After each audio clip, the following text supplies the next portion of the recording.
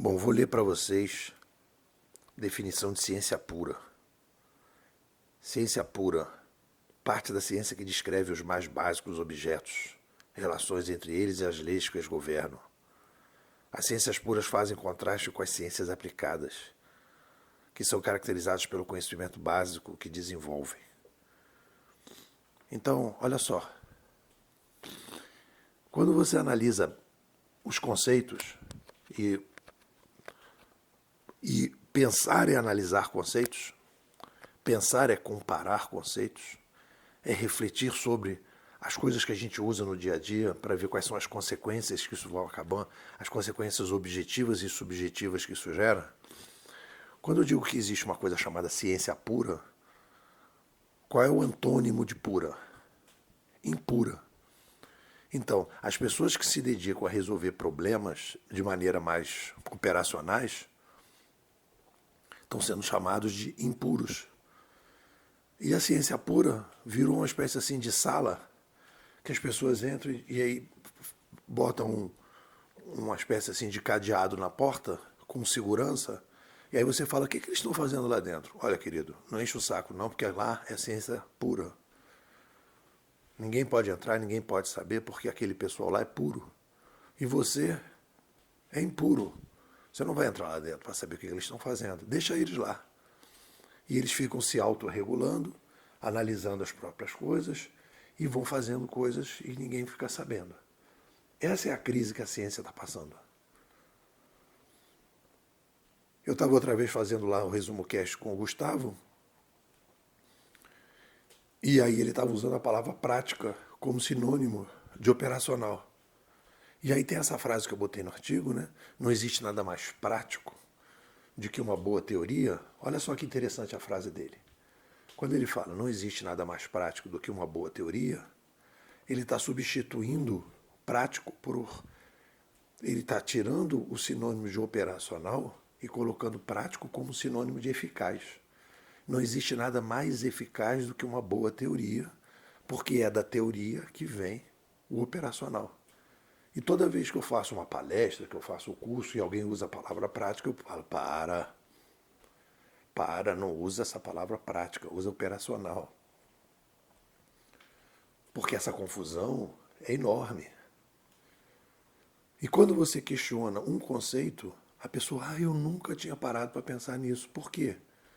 Porque a pessoa, aí ela começa a dizer, uma coisa, aí olha só a frase, né? Uma coisa é a teoria, uma coisa é a prática, a outra é a teoria.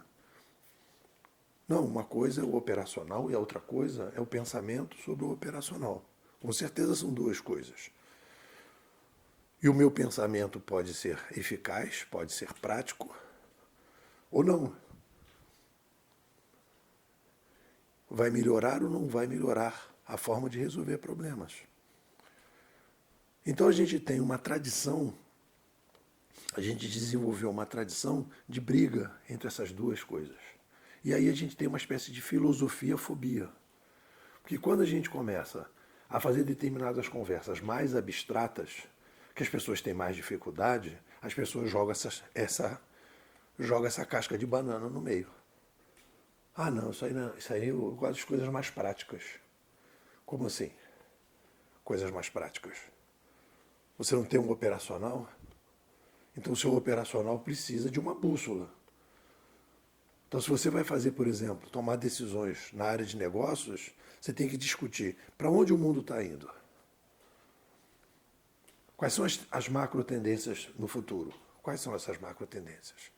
E como é que você vai chegar nessas macro tendências se você não admitir, usando a filosofia, a parte da epistemologia, que é a epistemologia, é o estudo do que é mais verdade,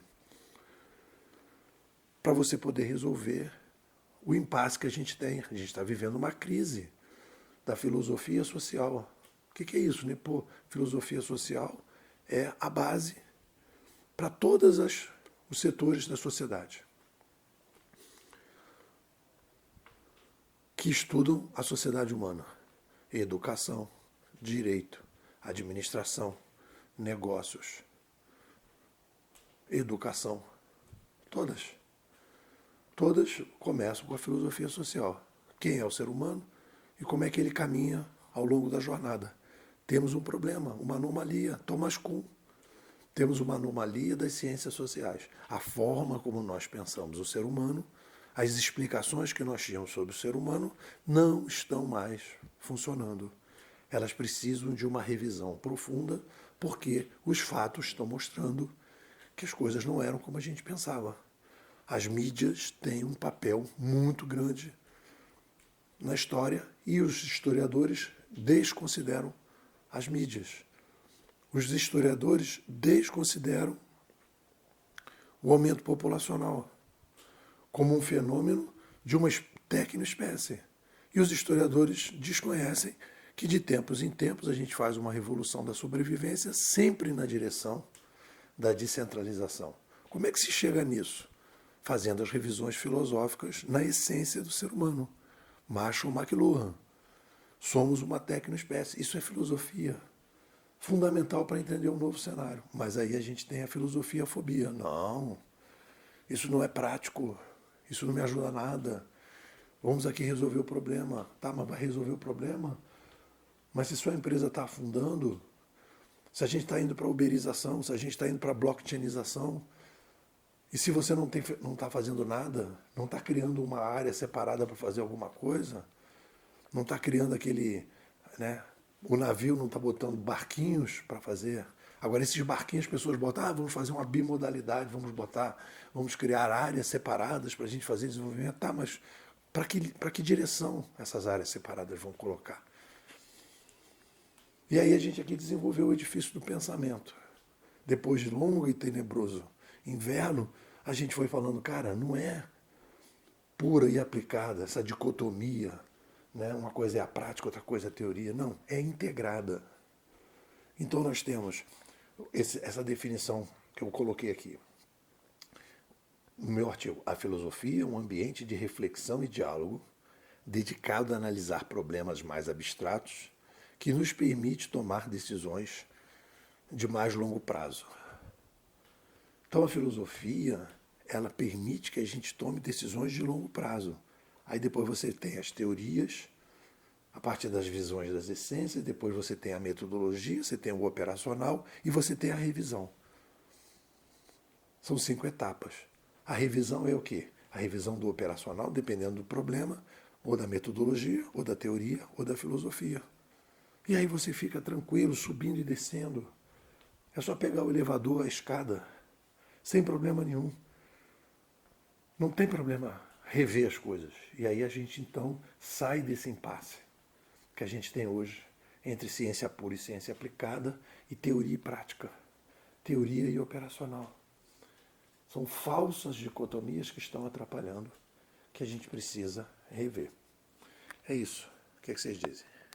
Você é um cara que adora desafio, adora botar ordem no caos, tem uma lógica mais refinada, não está satisfeito aí com esse mimimi que está no mercado e você gostaria de ter uma visão diferente de cenário.